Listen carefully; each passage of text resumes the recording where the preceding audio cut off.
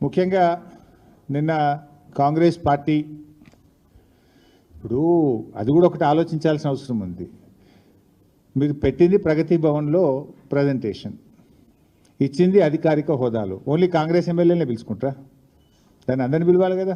If it is the official presentation, why not to all? Gandhi భవన్లో పెట్టుకోలే కదా మీరు. అక్కడ ప్రజెంటేషన్ ఇచ్చింది ఆఫీసర్లు, ఇరిగేషన్ డిపార్ట్మెంట్ ఆఫీసర్లు, సచివాలయం నుంచి వచ్చిన అధికారులు. దాన్ని అందరినీ పిలిస్తే ఇంకా వాస్తవాలు బయటకు వస్తాయి కదా. సో నిన్నటి పవర్ పాయింట్ ప్రజెంటేషను అది హైదరాబాద్లో ఇచ్చినట్లేదు, అమరావతిలో ఇచ్చినట్టు ఉంది. ఆ పీపీటీ చూసిన వాళ్ళకి ఏమనిపిస్తుంది అంటే ఇది తెలంగాణ ప్రభుత్వం తయారు చేసిందా లేక చంద్రబాబు నాయుడు గారు తయారు చేసి అమరావతికి వెళ్ళి ఈయనకు పంపిండా అనేటువంటి అనుమానం మాత్రం ఎవరికైనా కలుగుతుంది.